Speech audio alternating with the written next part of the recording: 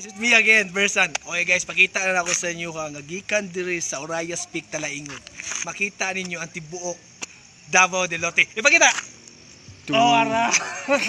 Kita wala kada, mo samal to, okay? Ya kanto ang tagom di gid makita pero kani murag panabo ni dapit eh. Okay? Ya samal to, ya mo na ang dagat sa Davao Gulf na, okay? Kita kay mo dire kay way harang eh.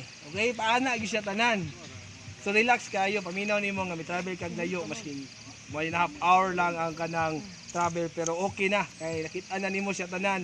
So ma-feel nimo ang imong gi-travel.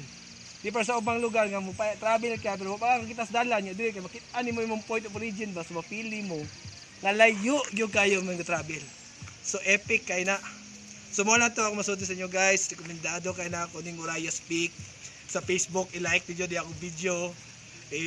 Comment lang mo sa comment kaya ako basahon o ya follow ko sa Twitter o sa kuan kanang Facebook tapos mao na to hantud sa sunod akong video kanang notification bell click na kay para subscribe mo sa akong channel.